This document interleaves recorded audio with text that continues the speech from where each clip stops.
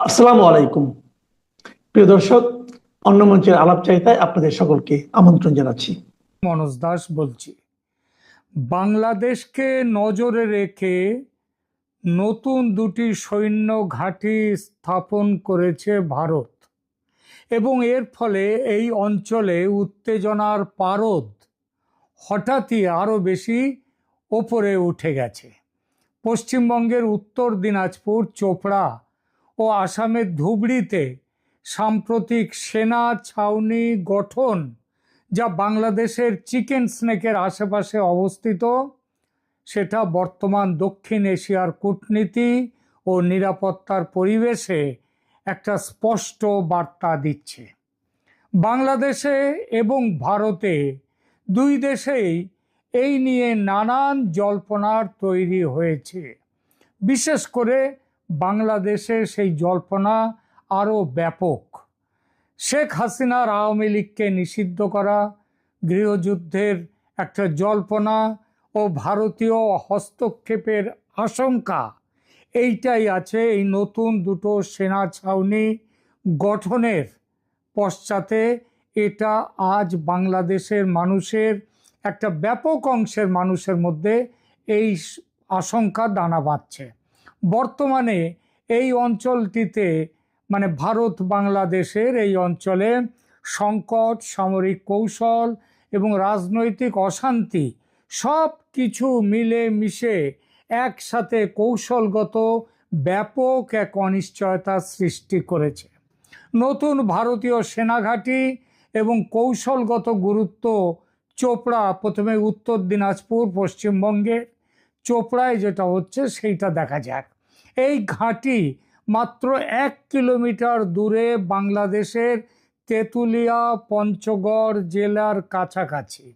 ভারতীয় বাহিনী এখানে ব্রহ্মাস্ত্র কর্পস এর মাধ্যমে অপারেশনের প্রস্তুতি নিচ্ছে।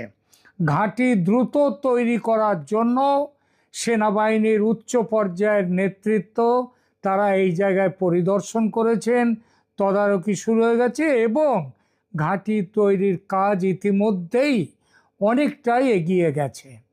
এরপরে দ্বিতীয় সৈন্য ঘাঁটিটি ধুবড়ি, অসমের বামুনি গাঁও বলে একটি জায়গাতে।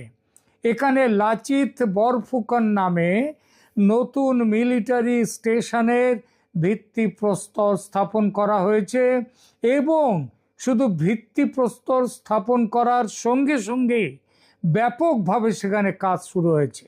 এই অঞ্চলটি সরাসরি বাংলাদেশ সীমান্ত ও চিকেন স্নেকের নিরাপত্তা ব্যবস্থাকে আরও উন্নত করবে ভারতের তরফ থেকে। চিকেন স্নেক, যেটা শিলিগুড়ি করিডর যার আসল নাম, সেটা ভারতীয় সেনাবাহিনীর পূর্বাঞ্চলের জীবনী শক্তি। বিশেষত সিকিম সহ উত্তর পূর্ব ভারতের 8 রাজ্যকে এই ছোট্ট চিকেন স্নেক নামক জায়গাটি এটা ভারতের মূল ভূখণ্ডের সাথে যুক্ত রেখেছে। এই জায়গাটির প্রস্থ যেখানে সবচেয়ে কম, সেটা মাত্র 22 কিলোমিটার এবং সেটাই সেই জায়গাটুকু দিয়েই এই জায়গা স্বরাষ্ট্রের, এই ভারতের সামরিক চলাচল, সমস্ত রকম চলাচল এইখান দিয়ে হচ্ছে।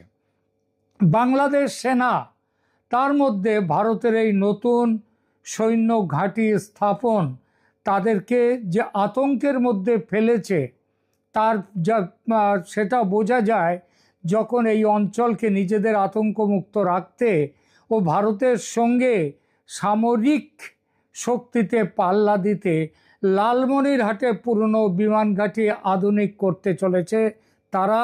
এবং এই কাজে তাদের সহায়তায় আছে চীন। চীনা সহায়তায় রাডার বা আধুনিক হ্যাঙ্গার নির্মাণ করা হচ্ছে লালমনিরহাটে, যা সরাসরি শিলিগুড়ি করিডরের কাছাকাছি। আরও খবর, এখানে পাকিস্তানের আইএসআই, পাকিস্তান সেনাবাহিনীও এখানে যুক্ত রয়েছে।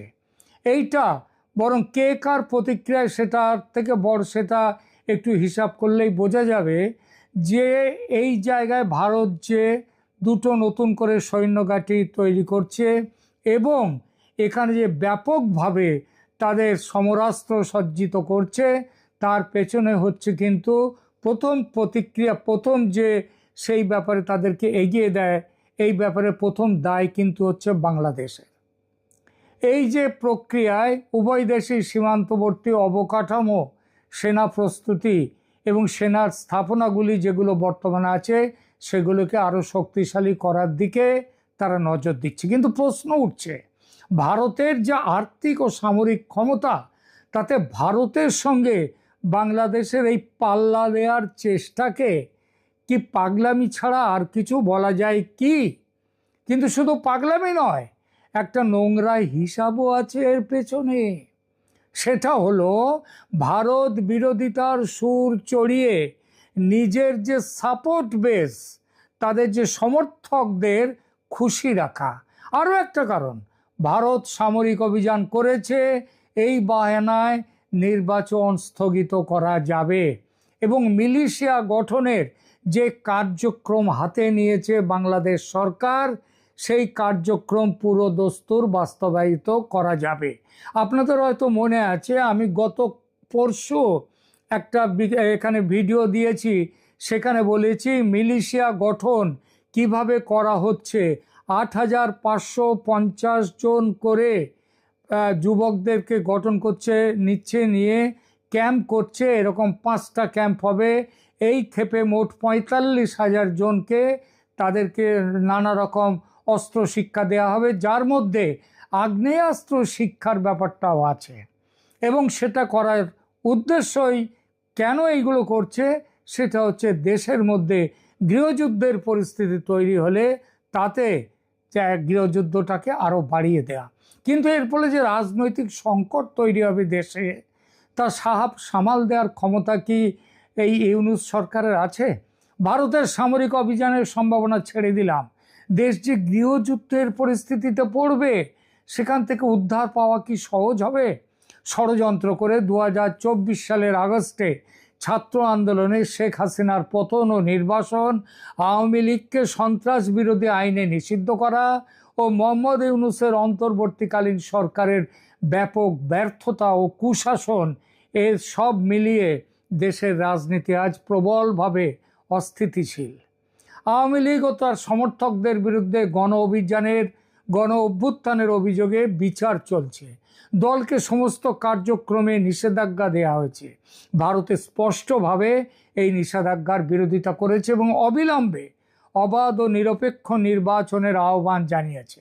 আওয়ামী লীগকে ভোটে অংশগ্রহণ করতে না দিলে গৃহযুদ্ধ, আভ্যন্তরীণ সংঘর্ষের সম্ভাবনা নিয়ে রাজনীতি বিশ্লেষক ও মিডিয়াতে বিভিন্ন পর্যবেক্ষণ উঠে এসেছে, এবং সব পর্যবেক্ষণেরই একটি মূল জায়গায় তাদের মিল আছে, সেটা হচ্ছে গৃহযুদ্ধের পথে এগিয়ে চলেছে বাংলাদেশ। দিল্লি সরকার বারবার বলছে তারা বাংলাদেশের কোনো বিশেষ রাজনৈতিক দলের পক্ষে বা বিপক্ষে নন। একই সময়ে বাংলাদেশে দাঙ্গার গুজব বা সেনা হস্তক্ষেপের আলোচনা থাকলেও ভারত কখনো সরাসরি সামরিক অভিযান বা আওয়ামী লীগকে ক্ষমতায় ফেরানোর দাবি করেনি। তবে ঐতিহাসিকভাবে ভারত যে আওয়ামী লীগকে পছন্দ করে ও বিশ্বাস করে, সেটা তো নতুন করে বলার অপেক্ষা রাখে না। নির্বাসিত প্রধানমন্ত্রী শেখ হাসিনা সম্প্রতি যেভাবে রাজনীতিতে তৎপর হয়ে উঠেছেন, এবং তার দল আওয়ামী লীগ যেভাবে ঢাকা সহ সারা দেশে মিছিল মিটিংয়ের বন্যা বইয়ে দিচ্ছে, তাতে নিশ্চিতভাবে বলা যায় আওয়ামী লীগকে নির্বাচনে অংশগ্রহণের অনুমতি না দিলে দেশে রাজনৈতিক সংঘর্ষ ব্যাপক হবে, যা গৃহযুদ্ধের থেকে কম তো নয়, বরং সত্যিকারের অর্থেই সেটা গৃহযুদ্ধ। ভারতকে তখন বাধ্য হয়ে নাক গলাতে হবেই বাংলাদেশে, কারণ 1971-এও দেখা গেছে বাংলাদেশে যা ঘটেছিল তার যে ব্যাপক একটা ফল, ব্যাপক অভিঘাত, সেটা এসেছিল ভারতে।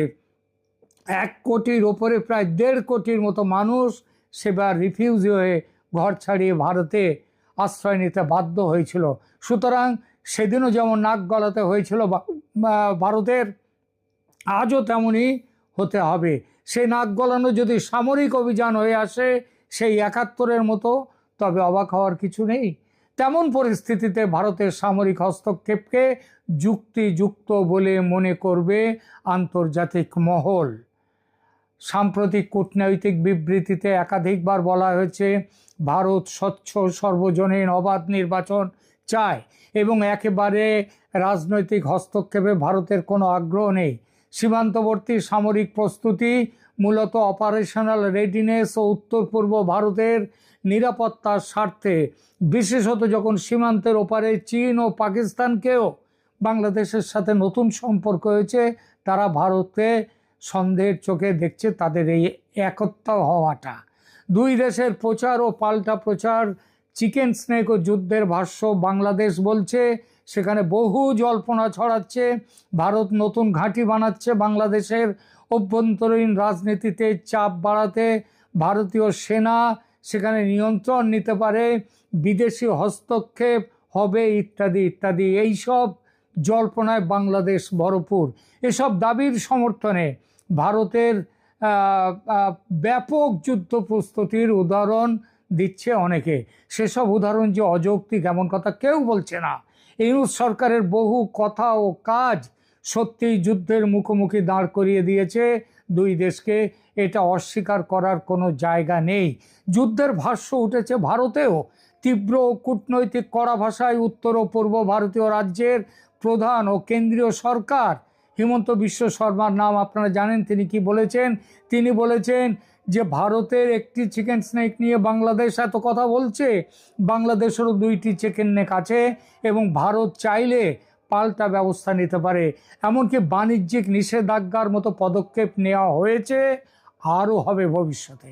ভারতের সামরিক প্রস্তুতি তাই ডেটারেন্স তথা হুঁশিয়ারি হিসাবে এখন দেখানো হচ্ছে বটে, এবং একই সঙ্গে পাকিস্তান ও চীনের মদতে উত্তেজিত ইউনূস সরকারকে একটা শিক্ষা দেওয়ার চিন্তাও কিন্তু ভারতের ভাবনায় আছে। ভারতীয় সামরিক অভিযান বা বাংলাদেশে গৃহযুদ্ধ যে বাস্তবসম্মত, সেটা কিন্তু বোঝাই যায় ভারতের চূড়ান্ত সামরিক প্রস্তুতি দেখলে। সীমান্তে সেনাবাহিনী মোতায়েন, কৌশলগত ঘাঁটি তৈরি, নজরদারি ও সামরিক সুরক্ষা বাড়ানো, সমস্ত কিছু উত্তেজনাপূর্ণ এবং তা সামরিক অভিযান বা হস্তক্ষেপের ইঙ্গিত অবশ্যই দেয়। আর এই পরিস্থিতিতে গৃহযুদ্ধের আশঙ্কা একেবারেই অমূলক নয়। বাংলাদেশের রাজনৈতিক অস্থিরতা ও সহিংসতার পটভূমিতে এটা নিয়ে জল্পনা বাস্তবে ঘটার সম্ভাবনা যথেষ্ট। বলা বাহুল্য, পরিস্থিতি এই বিপজ্জনক পথের দিকে যে আজ বাঁক নিয়েছে, তার পুরো দায় বাংলাদেশের বর্তমান ইউনূস সরকারের। ভারতের সঙ্গে সম্পর্ক খারাপ করেছে তারা উত্তেজক ও অপরিণামদর্শী কথাবার্তা বলে। এখনও সময় আছে দেশের সত্যিকার ফ্রি, ফেয়ার এবং ইনক্লুসিভ নির্বাচনের ব্যবস্থা করে এই সংকট থেকে বেরিয়ে আসা।